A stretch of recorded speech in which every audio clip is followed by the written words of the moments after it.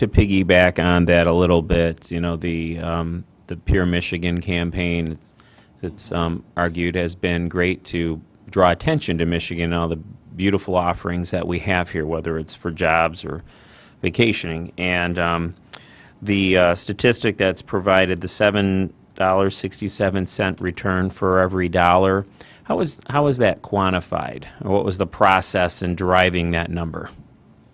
Go ahead. All right. That is the number from Longwoods that does the study on the return from the investment, essentially, and it's based on state, local, and state and local tax dollars that come back in. Longwoods has been studying the program probably from day one. We've contracted that out a few times. Their methodology was verified a couple of years ago. We had Michigan State double check their work essentially and verify their methodology for the study on that. If you compare that to other states, I think we do really good. The number sometimes shows up. It's one of the more conservative methodologies for return on investment. I think a lot of the other ones you'll see some more ridiculous numbers of $20 or $40. We went with a much more conservative methodology on just the taxes versus getting into a ridiculous number of spin-offs and other economic development theory on it. So compared to other numbers on return on investment, it may not necessarily look as high, but I think it's a much more real number. I think there's always a lot of debate. Is it actually $7.67 or is it, more like $4? And I think that's something you can continue to argue through the methodologies that are on there. We would continue to contend it definitely is a return on the to the state and some capacity. Another popular question is, shouldn't we just dump more money into it if we get that return on it? And I think there is a point where that plateaus.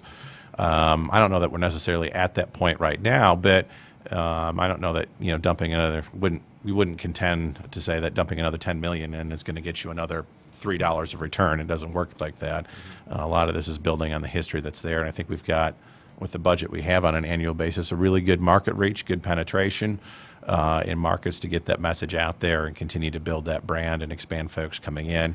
Saw some great numbers, some record hotel numbers this past year. The conference for tourism is going to be in another few weeks.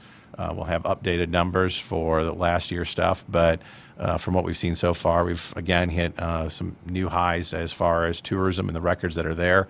My favorite story anecdotally would be UP, which we did a lot more marketing with, and the folks in Munising and Marquette who had so many folks flock to their area, particularly Munising, that their hotels were beyond capacity for the vast majority of the summer, and folks were having to commute to Munising to see the pictured rocks, for example. So we've definitely seen a lot of that impact throughout the state.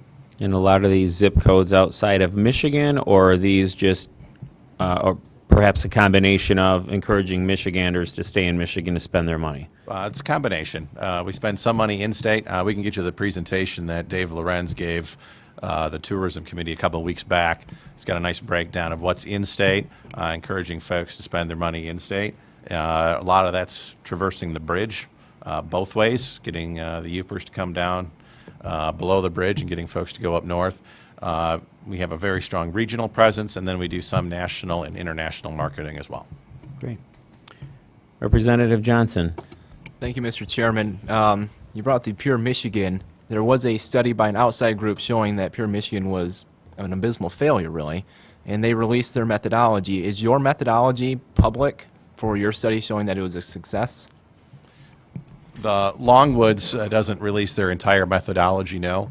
So taxpayers paid for a study that they can't see how you came up with the numbers? That's why we had other folks verify it, and Longwoods does give an overview of their methodology that's on there. We did have Michigan State verify it, and we're happy to have other folks take a look at that and do some research on it. We've had other notable institutions take a look at that as well. All right. My other question would be, what is the most non-essential program that you had? If you had to cut one program, what would it be? That's a you question. Well, a couple of years ago, we had to cut several programs because of budget issues. I believe what we have now is core, and I'm very confident that what we have now is doing what we're asking it to do. So, sitting here today, I would not recommend cutting anything.